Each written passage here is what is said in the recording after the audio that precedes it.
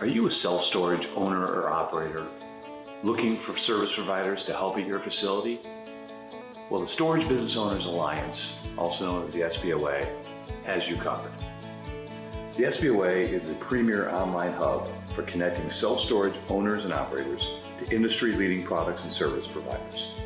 We provide one-stop shopping for your business with exclusive offers to save time and money. At the SBOA, we believe by coming together, we help owners and operators grow revenue, gain purchasing power, reduce expenses, improve efficiencies, and increase profitability. We also offer many resources such as our conferences and self-storage unlock webinars to help self-storage owners and operators gain the knowledge needed to become more competitive in the industry. To become an SBOA member or to find out more information, please visit www.thesboa.com today. We can't wait for you to join the Alliance.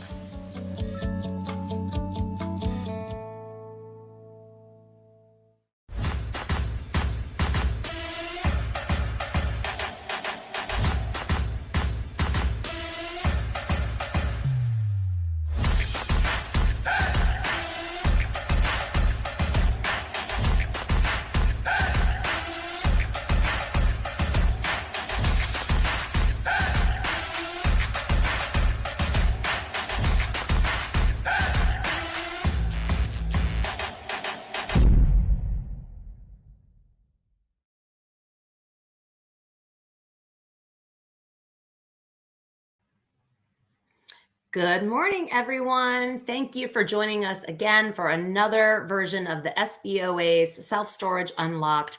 And today we are going to be talking all about how you can calculate the value of your self-storage properties.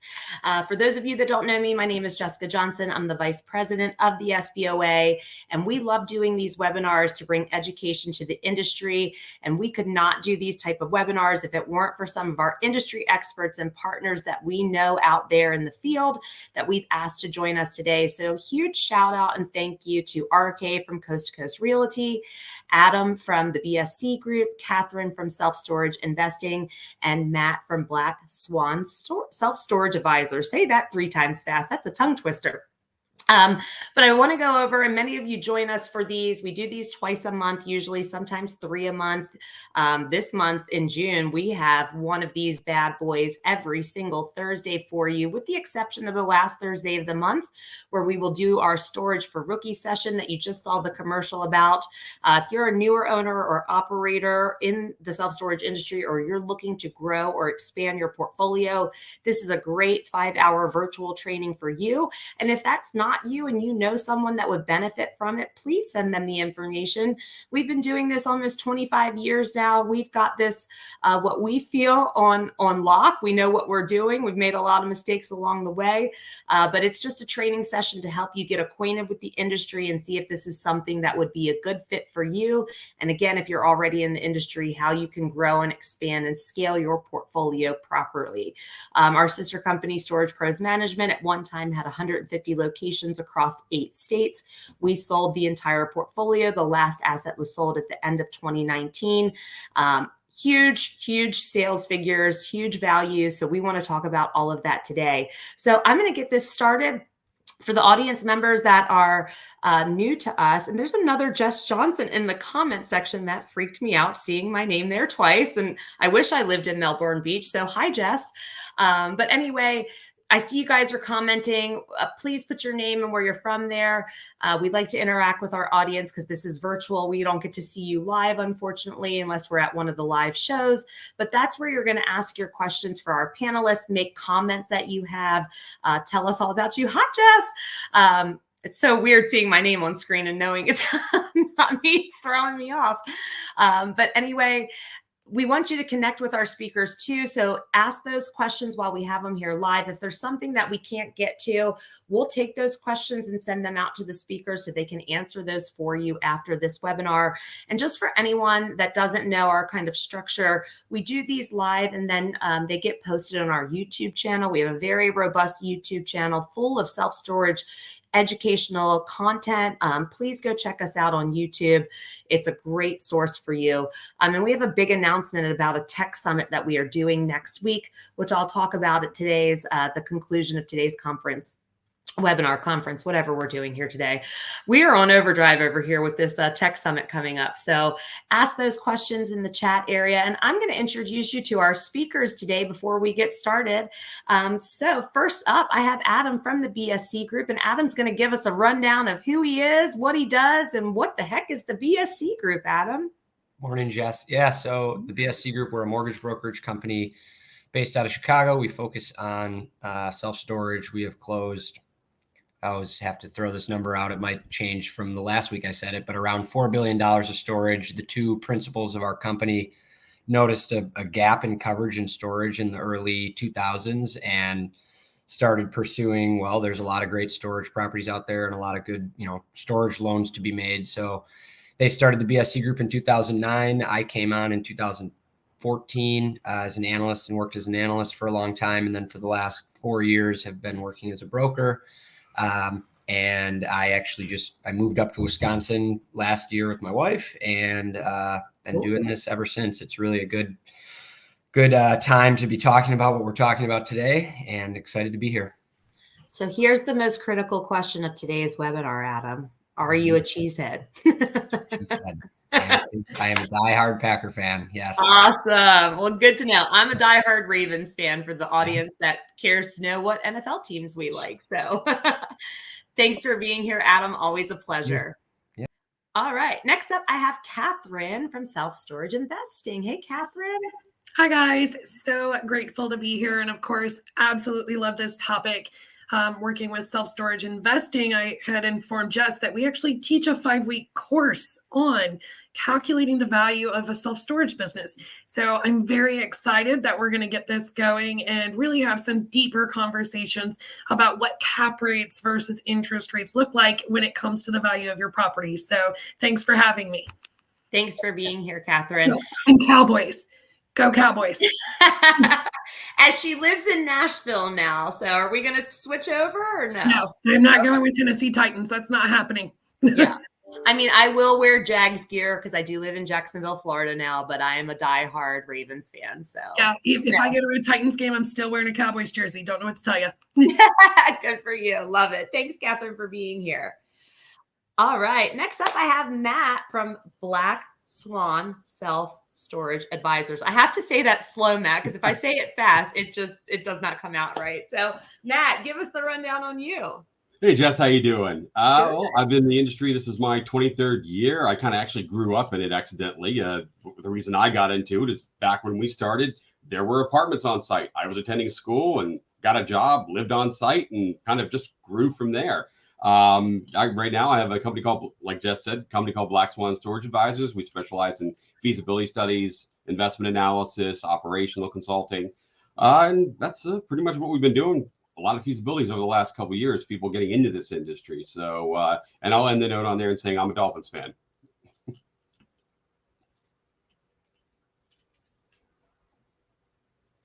Awesome. Awesome. Awesome. Thanks for being here, Matt. And anyone out there that is in need of consulting, feasibility studies, help with due diligence, help with operations, Matt's a really good source. Kathryn's a really good source. And also our next speaker is going to be a really good source for you guys. So thanks for being here, Matt. Thanks, Jess.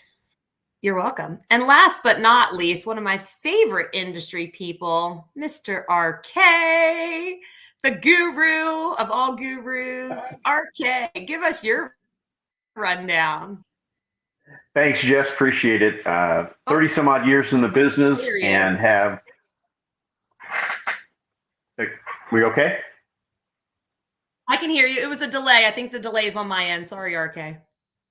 No worries then. 30 some odd years in the business, and happy to be a part of a panel of experts that have experience and bring new things to the table, which is awesome. I do a fair bit of consulting myself, not a lot unlike Matt's and maybe Kathryn's book of business. I'm actively developing. I've been in charge of acquisitions and development for Extra Space, for the predecessor to what we know as CubeSmart today, as well as a lot of private individuals. So hopefully I bring a well-rounded group. I've done financing as BSC Group has. So, it's an overview that helps me to understand most touch points of the business. And I'm an LA Lakers fan when it comes to football. Awesome. Did you ever live in LA? No, I'm just throwing that out there because I don't follow any kind of professional sports. Is that's okay? You just threw me off. Okay, they're not even. Y'all, I'm a little sleep deprived, so please bear with me. I was like, you know what, RK, good one. Thanks, bud. You got me on that one. Next time I run over you with the bus, I'll at least honk first, okay? Please do. Gosh, thank God it's Thursday, right? Maybe I need tomorrow off. I'm telling y'all, we're planning a really big tech summit. My brain is discombobbled for sure. Anyway, thank you all so much for being here. I'm going to bring all of our speakers up. This is going to be a lively one, I can tell. Hopefully I can keep my brain power on target here. So LA Lakers, give me a break. I don't even know why I said that some things just, maybe I'm a blonde deep down and I just color this hair black. I don't know. Fair enough, RK. I've never lived in Dallas, but the Cowboys get me every time. Hey, it's all fair game. Oh, RK. I can't wait till I see you in person next time. They say about those paybacks. I'm just kidding. All right, you guys, we have a lot of discussion points, and I'm actually going to open this. Yes, I need more coffee, Zeke. I'm going to open this one up with a question from the audience because, man, they came in locked and loaded 3 minutes early. And then we'll dig into our talking points because we really want to answer your questions. We come up with questions and an outline of what we want to discuss, but it's more about the audience. So here's an interesting one. Let me put this up here. Our facility is a land lease, and we are having a difficult time determining market value. Any ideas from these 4 industry experts? I could say a word about that just from the financing side. I mean, we don't deal too often with land leases. It happens, and it's definitely something that is in place. So from a financing standpoint, the land lease needs to extend well beyond the loan term. And that's going to be, I'm not going to sit here and pretend to be an expert in land leases, but I think that's something that will get brought in with the appraiser, and the appraiser will have to take a look at what is your exposure being on a land lease versus owning the land. And if there's an option to buy, but that is a good question. And I'm not sure who asked it, but I would be happy to connect with you and just get some resources from some of my appraisal friends. But that is an interesting one because you have, if the land lease stays in place, you should have years and years beyond any term you're financing, or ideally for your investment horizon. But that is a challenge. I know that's not exactly an answer, but there is a value there, and there is a way to value that facility. And I think a big crucial point depends on whether you have an option to buy that piece. But I'd be interested to hear what everyone else has to say on that. Yeah. Anyone else have any points they want to bring up? I'll back up on that. So when we are evaluating properties that have those types of leases in place, yes, Adam's absolutely correct. We look for an option to buy because when you're looking at let's say an SBA loan terms, it's 25 years and we don't see them extend out more than 10 usually. So yes, there is a valuation that you can put on that, but more importantly, you need to be focused on the financial side and what your NOI is actually driving. And you can always deal with that land lease or per option to purchase after the fact. And I don't mean after you buy it. I mean after you've gotten an LOI on it so that you're able to actually sell the business as it is. Yeah. Jessica, go ahead. I'm sorry.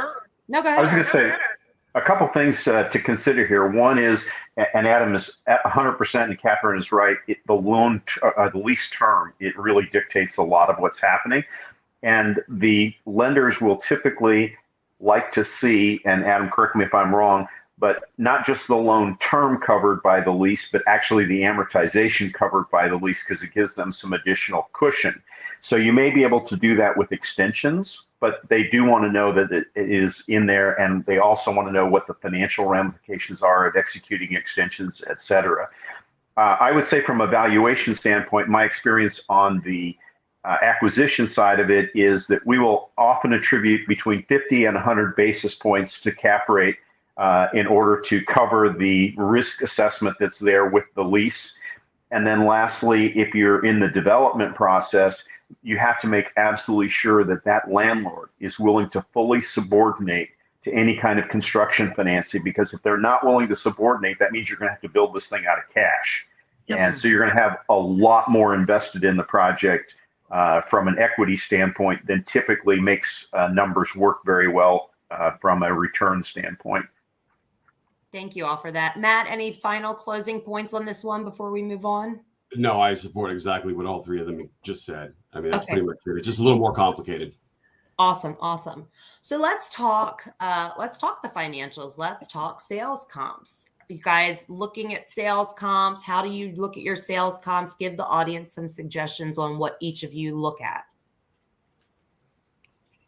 I'll take the lead first on this one.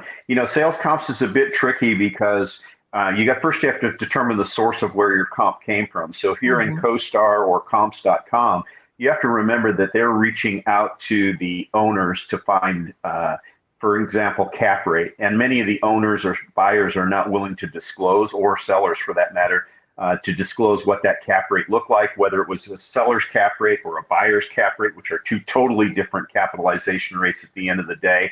And it isn't until that gets recorded in the county records that you can actually tell what the true sales price was.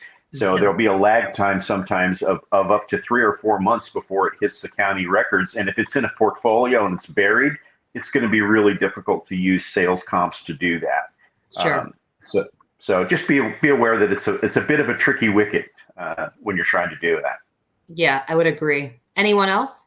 Well, and also, so when we're looking at broker OMs, or even if we're looking from an old school seller who it's on an off market deal, we're not really although we look at the comps because we do need to know what things are selling for, we're more concerned about the cap rate of the facility itself. So what is the actual determined value based on a point spread from the interest rates that are out there right now? So we focus more towards that and less on comps. Awesome. Let's go into cap rates, and if somebody would just take the lead, because some of our audience members are really new into the game of this, some are seasoned. Explain cap rates and how important that is in our business and how that's linking the NOI to the asset worth. Matt, I'll give it to you. You go ahead. Sure. I mean, you're basically looking at as a percentage estimated rate of return in a sense, but it's also driven by the market. It's driven by interest rates. We focus on caps a lot, and because that's how we value things. But the fact is, they're all over the place, especially if you're acquiring something. Your 5 cap might be my 4.5 based on how I operate it, or vice versa, or when the property tax is reset. The cap rates are out there. We use them, but it's like what Kathryn said as well. I'm digging more into what the ops are. I'm digging into what the NOI is. How can I improve that? Where are the expenses? Can I improve those? What is it going to look like at my anticipated reset on property taxes, insurance? Are these things in line to where we need them to be? And then I'm going to see, okay, what is my entry cap? And then what am I expecting to go out at? So, what's on there from a broker standpoint is one thing. What we're actually going to do with it and where it's going to end up is a completely different thing. Yeah. From a formulaic point of view, the cap rate is simply the relationship, the ratio between the value and the net operating income. So if you take net operating income and you divide it by a cap rate, call it 5.5, whatever it might be, that'll give you the value of the property. And then you can just switch those numbers around to figure the formulaic. If you're trying to solve for cap rate and you have value and you have NOI, then you can determine what the cap rate was. I would suggest anybody Google cap rate, because it's a very, very capitalization rate will get you actually right where you want to go. But they'll give you formulas in Excel for doing that if you want to use Excel. Pretty simple and straightforward. But as Matt just said, the trick is the science of what the cap rate really is. That makes a really big difference. Well, yeah, and then Zeke makes this comment. I thought I understood them pretty well, but RK, you just said, sellers is going to be different than the buyers, and we find that, especially investors, is always different too. So, definitely something that you need to look at. What about? And even within buyers, Jess, there's two different cap rates. One of them would be the cap rate based on the sales price, so to speak, or the ask price of the property.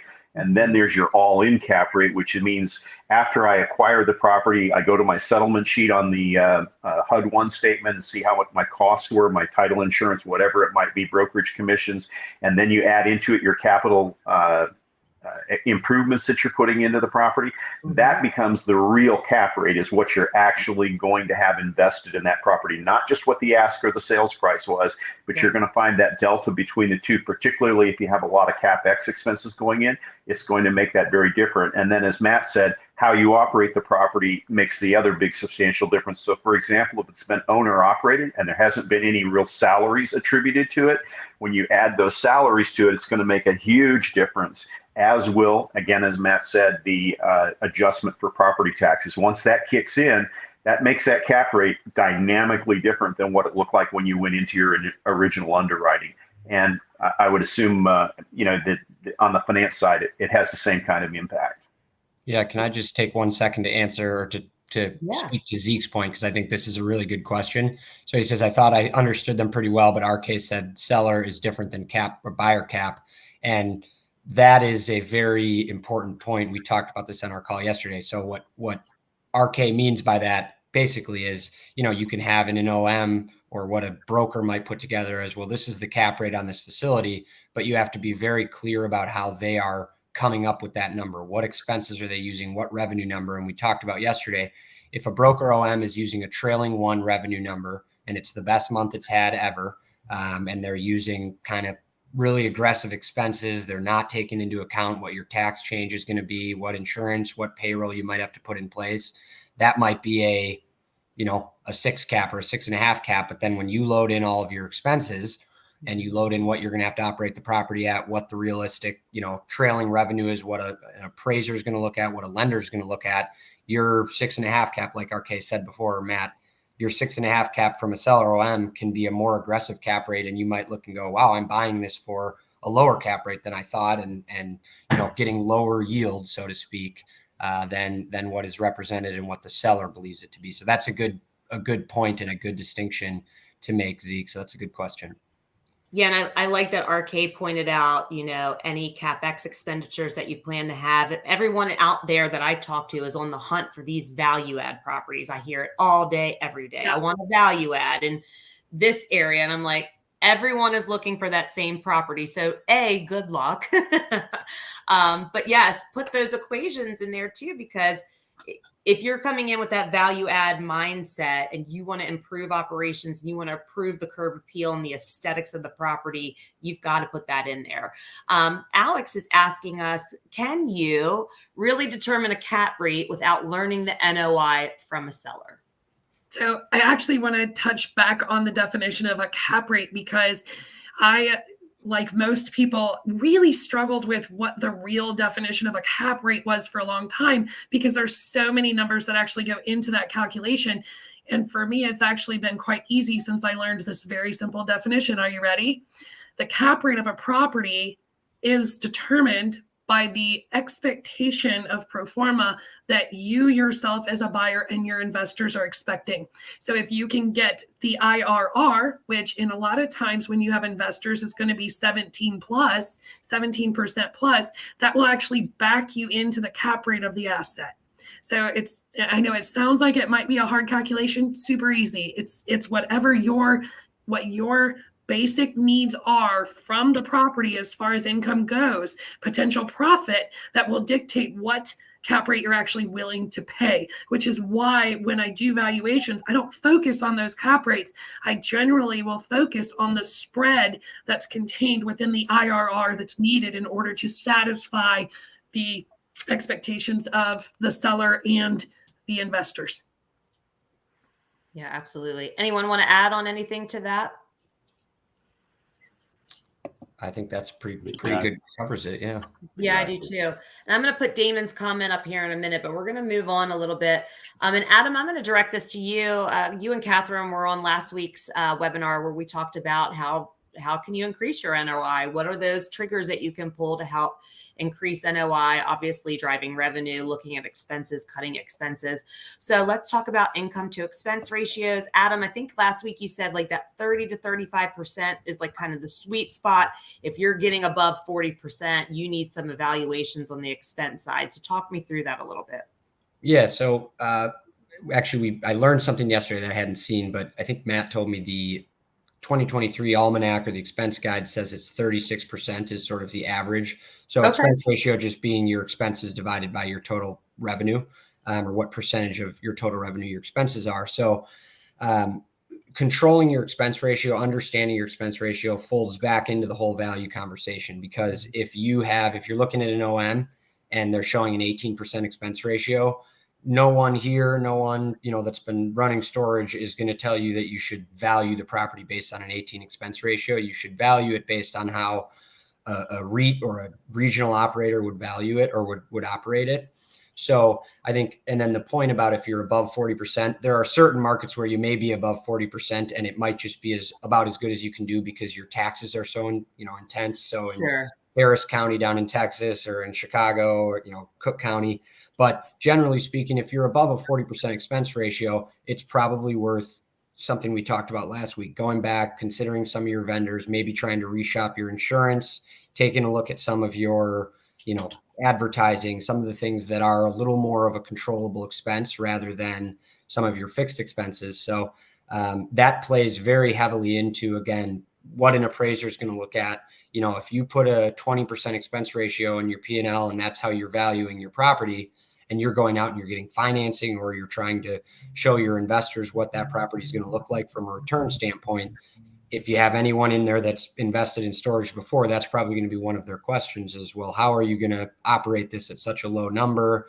Are you accounting for any changes in expenses, that sort of thing? So expense ratio is a very important piece of the puzzle, but it's, it varies drastically across the country. Property value, if it's a really nice Class A climate controlled facility, that's different than it's something that's drive up non-climate that's going to have very low utilities compared to a big climate controlled facility. And then what jurisdiction you're in, where you are. So that varies a lot. I mean, Jesse, go ahead, RK. No, go ahead. I was going to say there are two other really big variables in here, and that's on the income side of it. One of them is the size of the property. If you have a 20,000 square foot property, you may have a very big skewed expense for the ratios to be there, particularly if you're operating it with personnel as opposed to automated. That's going to really make that percentage go way out of whack at the end of the day. Also, if you have a property that you've built on today and it's quite expandable, your property taxes might be quite different because it's got a lot of land component to it, and it may not have the same ratio as a fully stabilized. And then the second part of that is what your rental rate is per square foot. If you're in Manhattan and you're getting almost $5 a square foot in income, that's going to do a lot to lower your expense ratio. If you're in Tuscaloosa, Alabama, and you've got a 93-cent top end a rental rate, and you have taxes and some other things that typically are lower that go along with the income, but not always. That's not always the case. I mean, you could be in Crook County, Illinois, and have a property that is generating income, but the property taxes are so high, it's really going to skew that. So rental rate and size of property are almost in line, along with the other things that Adam was mentioning. Yeah, really good points. Yeah, definitely. Matt, I'll shoot this over to you. And because Adam talked about it last week, so I'll let you talk about it this week. And working with other owners and operators and doing some due diligence, talk to us about really distilling down to the true operational cost and income. You're not financing your brand new Lamborghini through the business, or maybe you are, but how do we really distill? Are you RK? RK's financing golf clubs, because I know he's got hundreds of them. So talk me through that a little bit, Matt. Well, look, and Adam made a good point yesterday when we had our pre-briefing here that, when we're looking at this, you're not looking at it from the IRS's standpoint. I mean, I understand people running expenses and things through their P&Ls and working different things in different ways and adjusting their books a bit. Okay, that happens. We get it. But when you're going for financing or you want a sale, you don't want all that extra nonsense on the P&L. Yeah. You want it just as straightforward as what is my revenue, what is it doing, and then what are my true expenses operationally to the property, not running this extra thing through here, not, like you said, Lamborghini payments or whatever it is. We want the true expenses. So because you want your valuation, obviously your NOI higher to get the highest valuation possible for your property. So again, there's the idea of looking at it from tax purposes, but then there's the idea of looking at it from an actual investment and sales purpose. And that comes down to operations and running it correctly. Yeah, absolutely. Adam, I'll shoot this one over to you. This is from Gordon. Your point about the 36% or below, is that including depreciation or is it actual / real business expenses? Yeah, so I actually just was answering Gordon and hope, Matt just covered this a little bit. So that is your true operating expenses. So if you included your depreciation, your amortization, your interest payments, if you already have, your expense ratio could be 80%, because you have a lot of tax, consideration. So when we're talking expense ratio, we are talking true operating expenses of the property. So taxes, insurance, management fee, payroll, utilities, repairs and maintenance, general administrative, and I don't know if I missed any other one, utilities. So just those categories of true operating expenses. And you can think about a good way to think about it is if you're looking at an expense ratio from the standpoint of, what an appraiser would look like what an appraiser would look at, they're going to look for what are the true operating expenses for a third party property management operator to operate that property. So that's going to be, if you had extra space operating your property, you may run some things through your business, but then the profit and loss statement you get from them is going to be true operating expenses with some small exceptions, but it's going to be just your true pure operating expenses.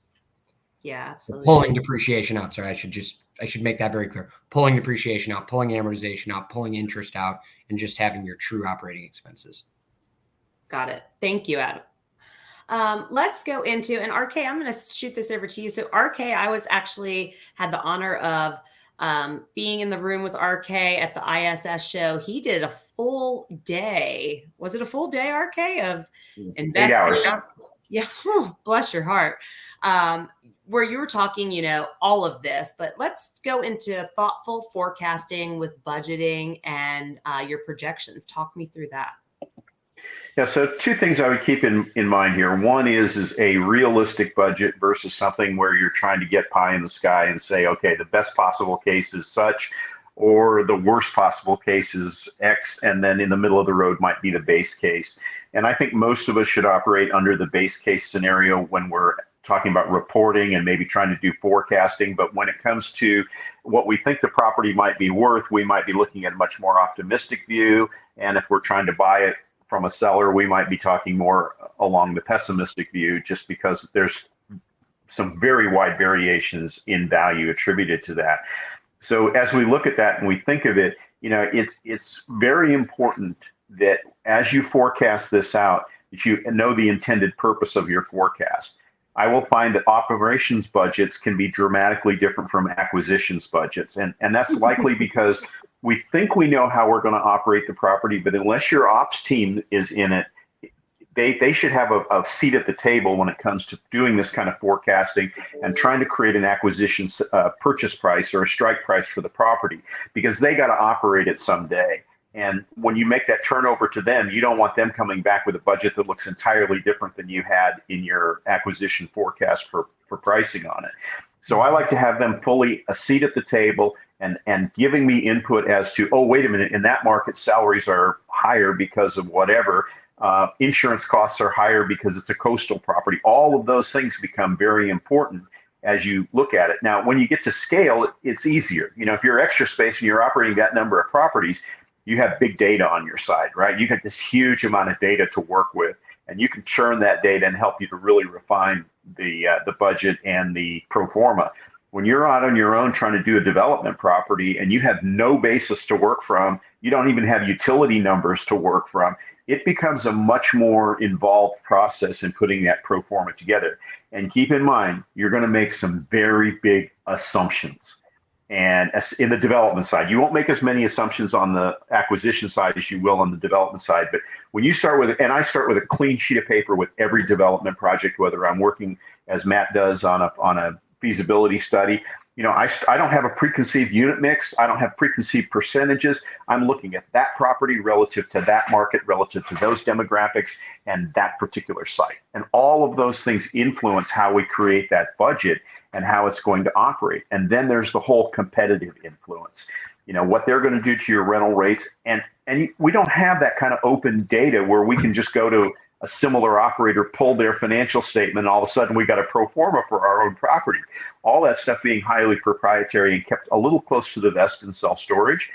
And you can use the publicly traded companies because they have disclosures, their quarterly statements and their annual reports. But keep in mind, they're operating at a scale that we're not operating at. And so it's very dangerous to use their numbers and try to do forecasting for this. The other thing is you can, I always say that all lies figure and all figures lie, because you can make any pro forma look really, really good. All you got to do is increase your growth rate on your income from 2% to 8%.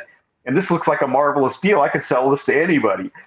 But are you really going to operate it that way? And what's going to happen at the end of the day when you actually have to have the rubber meet the road and the wheat is separated from the chaff?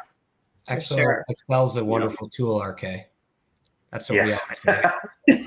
What'd you say, Adam? I said Excel's a wonderful tool. It is a wonderful Really make a deal look For great. those of us on this call that are a little bit older, we know how to write formulas. I I had to learn how to. Yeah. Adam, I remember 1, 2, 3. That's old. But I want to just real quick, though, I want to expand on something RK said that I thought was really important. For those of you who have companies that are starting to get a little bit bigger and you're starting to silo out some things like finance, like operations, accounting, all these things, make sure these people do come to the table when you're looking at an investment, because RK's worked in bigger companies. I have, I'm sure Kathryn has as well, where all of a sudden, finance wants to make a deal. They want to make a deal and they're going to spend that money because they have to. And then all of a sudden you get the budget, you look at it and you just, throw it down and go have a drink because you're probably, you didn't get any marketing money, or you didn't get money for this, or, repairs and maintenance or nothing, or you're going to have to, bring in a cat for extermination because there's no budget. These kind of things to where somebody can push back and say, no, wait, we're going to need X, Y, and Z as well, rather than just this. And, and honestly, if it doesn't realistically work, walk away from it and find something else.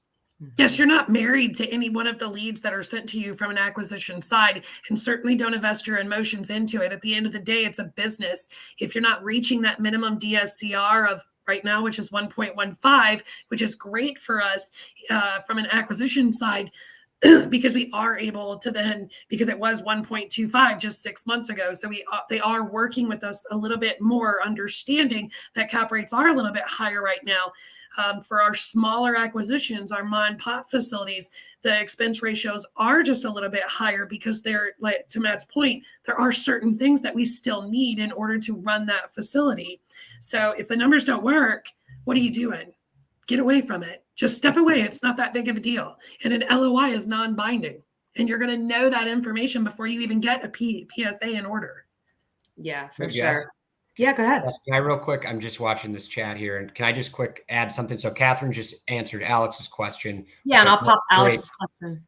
Yeah, and I was just going to add, and Alex, I think this is the second time we've had you on. We had you last week, so good to have you back. From my standpoint, from the lending standpoint, or from a mortgage broker standpoint, absolutely bringing in your potential third-party management company, leaning on them to say, hey, I might hire you, put together a budget for me. I don't know if it was RK or Kathryn, whoever just said it, but that doesn't mean if you get their budget, just go, okay, great, I'm good here. You want to review it, but it certainly helps to have someone that manages 80 other properties, 500 other properties, whoever you end up using, whether it's a REIT or someone else, put a budget together for you. But then one really important note that I would make is the REITs or the third-party property management companies, whether they're big or small, they are not always perfect at getting taxes. And it's not even that they're not always perfect. It's just that that's a difficult one to put in very accurately. So make sure you're looking at how the certain county that you're in is looking at taxes. When is your reassessment? Because I've seen deals that are, a $2 million deal and the pro forma looks good, but they're putting in $18,000 of taxes. And then you go and look at what the taxes are doing in the jurisdiction that you're in. And it's likely those taxes are going to go from 18,000 to 30,000. And that can crush your pro forma, and that can put you in a situation which is a better situation than getting down the road and not knowing that can put you in a situation like Kathryn said, where if you're looking at it and you're going, geez, these numbers just don't work when I add in all the things I know to be true, plus I'm looking at this budget this person provided me, it might be an opportunity to walk away and feel better about, saying this wasn't my property than getting into it and then getting a huge shock on the expense side.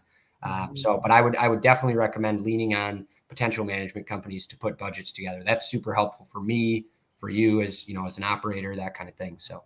Yeah. And to piggyback on that, Adam, typically when I have a third-party management company do a budget for a client of mine, I actually provide them with the line items that I know that they're not necessarily going to go out there and research. So that income or the tax assessment, absolutely. I will actually call the electric company and ask them what their usage is in that area. It's easy information to obtain. So I would suggest that you provide that to that third-party management company and ask them to confirm it. They will do that. Great point. So we're kind of going down the due diligence side here in this conversation about checking all those, metrics and key points, right? So let's talk about that. And RK, you do our storage for rookies for us, and you talk about the data that you use and the different data points, and you like to triangulate your data. And talk me through that. You're looking at least 3, maybe in some scenarios, a couple different viewpoints when you're gathering this due diligence data. Explain that to the audience, and then everybody else can kind of piggyback on what you say. Sure. I think it's right in alignment with what our other panelists are saying, and that is that you really need to take almost everything one step, if not 2 steps further than what you see at the onset. And the same is true with data. I mean, there's some great data providers out there. You've got Social Explorer, which is Tracked IQ. You have Store Track, which is, tried and true, especially from the revenue perspective. You got the Radius Plus guys, which have been in the business a long time, and the Yardi guys. I mean, you got some really powerful data out there. And I don't like to look at just one source of data. I want to say, as Jess said, you triangulate it. You take at least 2 others and you look and compare them, because you're going to find that even the demographics are different. The square foot per capita is going to be different because they use a different population base. And if you're looking at estimates, because remember, demographics are based on the U.S. Census. So today we're operating off of 2020 numbers. We're only three years away from that. But the demographers also give us what they call estimated and projected. Estimated is what it is during this year, and projected is what it's going to be in 5 years. So that delta is pretty tight in 2021 on the 2020 census. When we get to 2029, we're way out at the end of the spectrum at that point, and you're 9 years beyond the time the data was actually collected. So that's why the triangulation of data helps, because you can look at those different projections from the 3 different sources. You can pick the one that you think is either middle of the road or seems to be the most likely to what's happening on the ground. Particularly when it comes to population growth. If you get in that market and it's got super, super high population growth estimates, or projections rather, but there's no sign of that happening, there's no streets being put in, no new subdivisions coming out of the ground, you're going to be very, I think, skeptical of those numbers. The same would be true for square footages of properties. I mean, we wrestle with that all the time at Tracked IQ. I mean, it's a huge issue for us because the county recorder is going to have one number. You can measure it from Google Earth because there's a tool in there to do that. That's a great way for single-story properties to measure it.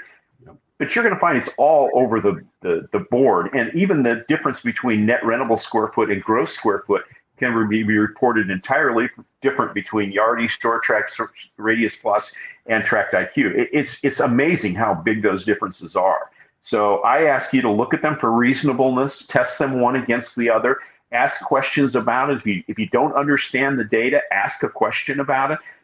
But I will tell you from a demographic standpoint, I always go back to a true demographics report, whether it's coming from Claritas or Alteryx or Esri or EASI, any one of those 4 big providers of demographic reports. I tend to use their numbers for demographics as opposed to what's shown in any one of the other providers that are taking that data and giving you projections. One last comment that I would make on that that's really, really important when it comes to square foot per capita is there's typically 2 different numbers. One is what's existing stock today, which is what's on the ground, pretty easy to calculate. The second part is what about the projected square foot per capita when you finish your project? Well, one, none of them know how big of a project you're building, so they don't give you a projected square foot per capita. Secondly, you may or may not have all of the square footage of new projects that are coming out of the ground in that projected square foot per capita going forward. So you have to start with the projected growth in population and then the projected square footage, including your own project added to it to get to the final number that's there. And so those are really important distinctions to make. The last thing that you have to be really aware of in the data, and you know, I'm a bit of a geek when it comes to data. I love it. That's where the heart of, to me, analysis is. You have to understand that it's not a perfect science at this point. And when we go to the county recorders, we scrape the databases, all scrape the agendas and the minutes from county meetings. And that's how we typically pick up new projects that are coming into the pipeline. Well, if I, as a developer, make application, and I might even go before a board, and I might say that I'm going to build a 104,000 square foot project, that gets picked up when it gets scraped by these databases. So now they say, okay, 104,000 square foot at 123 Main Street. Well, if I decide not to build that because my financing falls through, the market doesn't prove out, guess what? You don't go back to the county and say, by the way, I'm not building this anymore. I want to withdraw my application in the meetings. It goes to staff. Staff throws it away and they go on. So that means that 104,000 is going to sit in the records until someone manually goes in and says that project is no longer on the books anymore, and now we can adjust it downward. So you have this accumulation of data accurate only because you don't pull those projects out automatically when you rescrape every day. So just be aware you've got to dig into the data. That's what I always say, is do a deeper dive into the data and figure out what that number really means. Mm-hmm. You can use all of those databases as a place to start, but you as a developer or you as an acquisition person are responsible for the deeper dive into every one of those numbers. And that's the difference between somebody who just buys a property and somebody who invests in a property. Amen.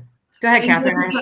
I do want to piggyback on that to bring it back to an elementary level because RK, wow, the knowledge that you have, the resources that you just threw out there, amazing.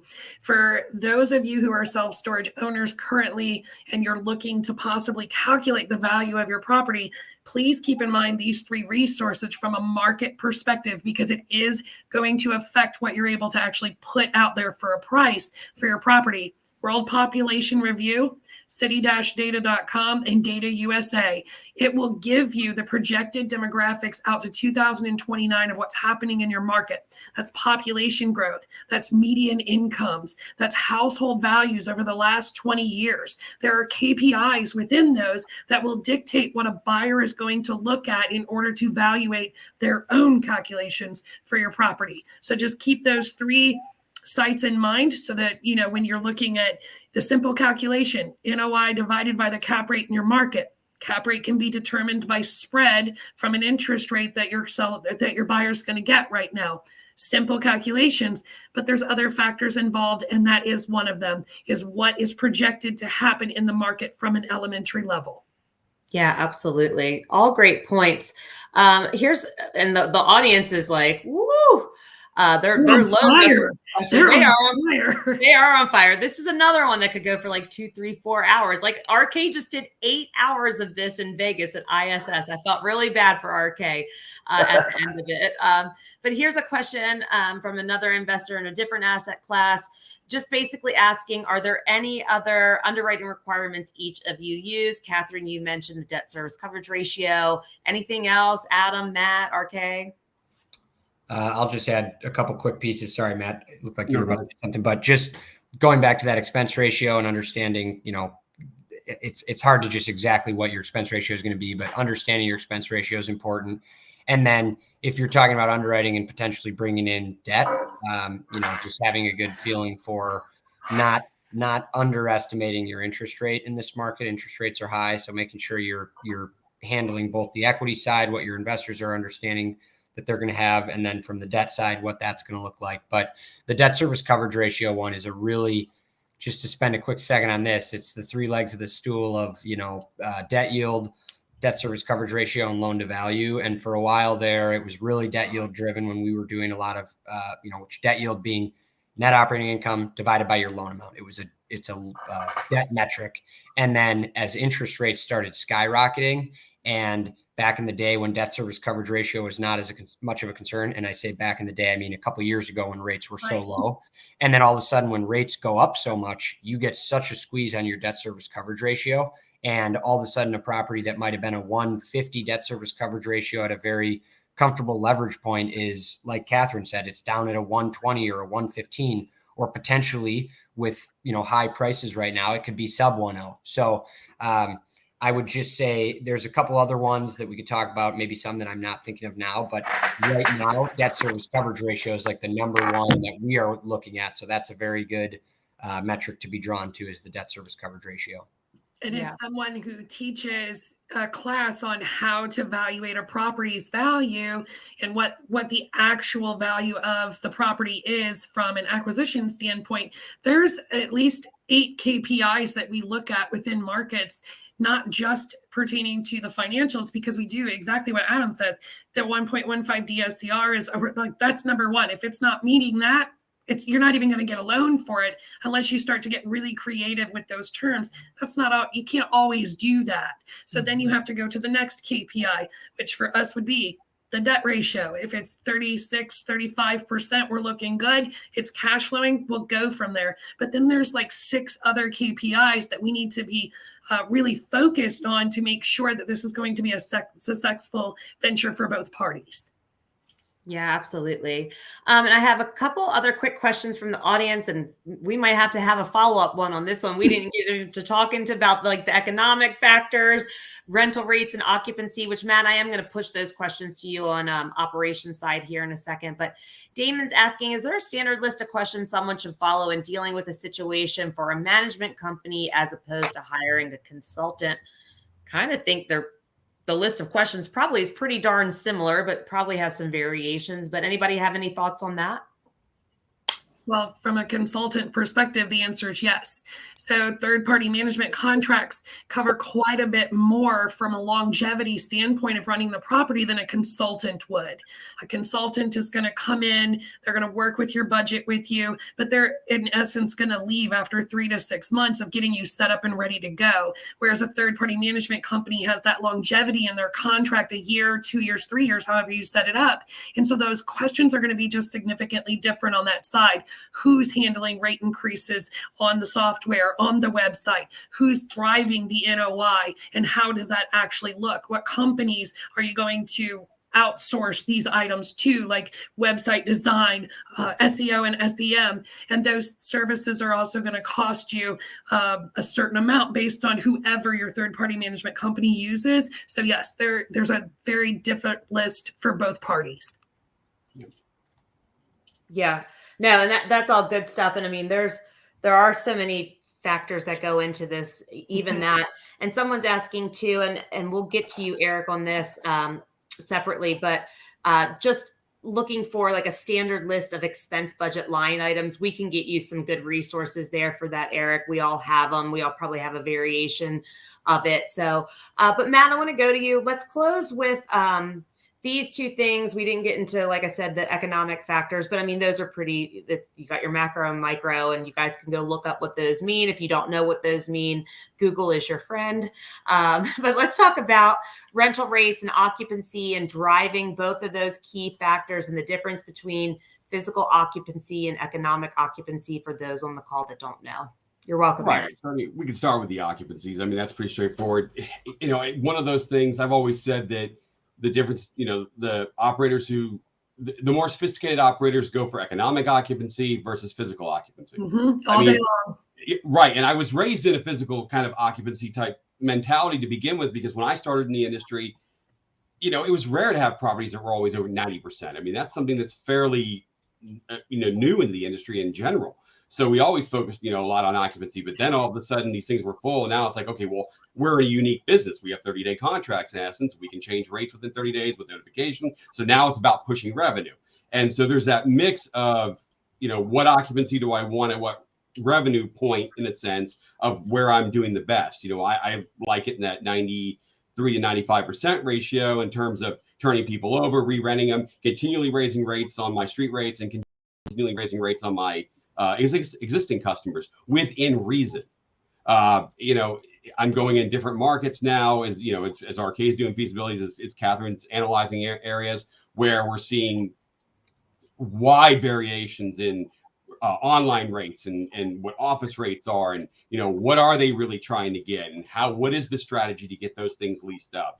And those are some real concerns. So knowing your market, if you're really serious about a property, getting a 50-page report from one of the softwares is not enough.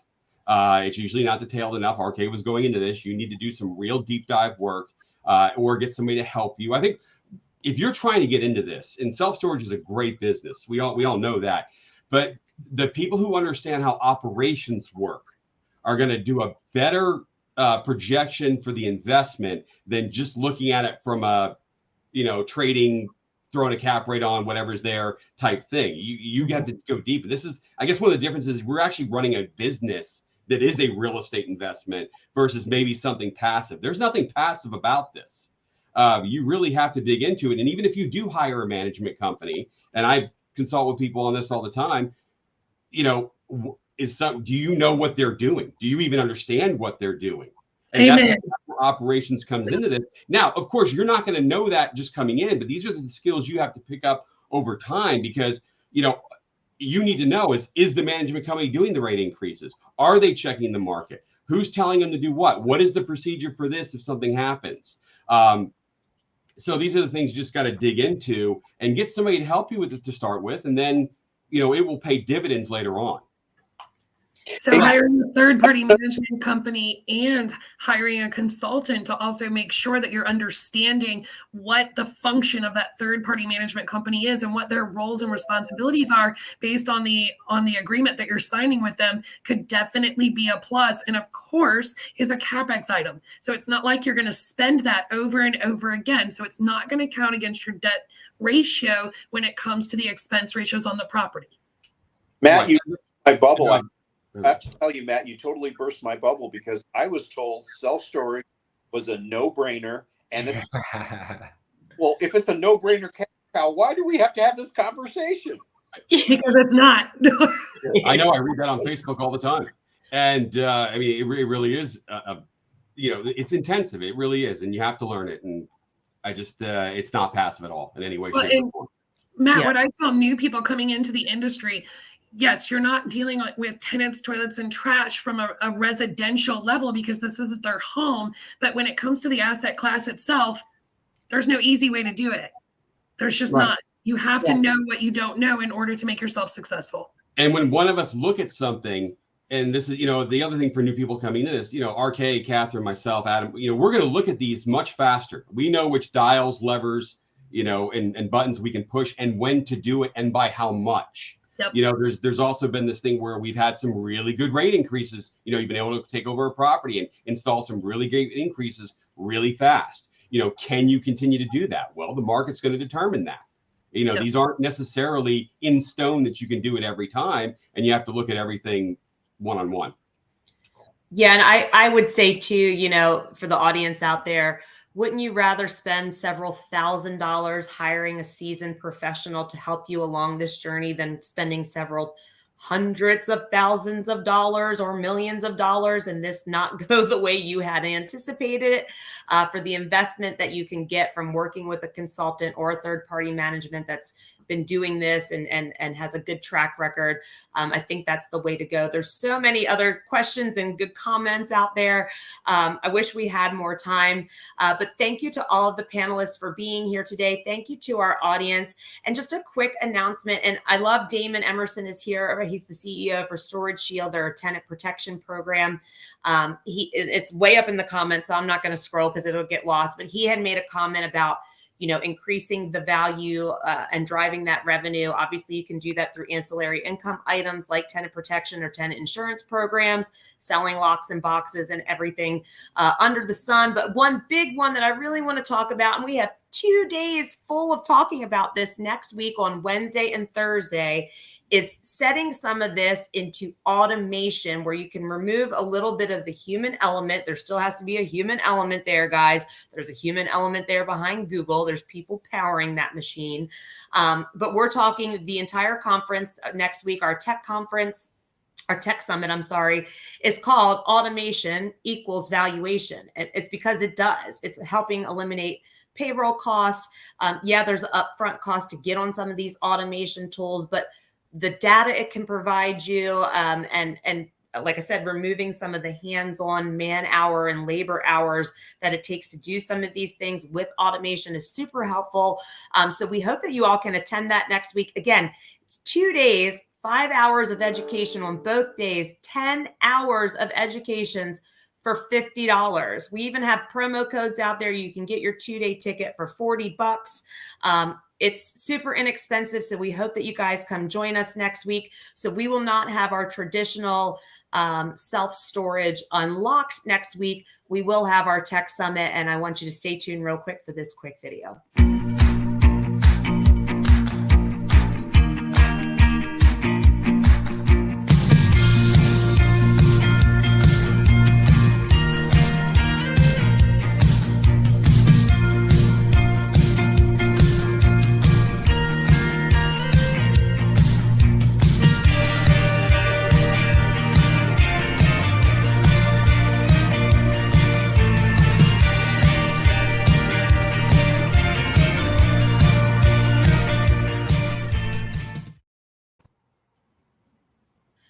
So as you all just saw by that video, the Tech Summit is next week, 2 days.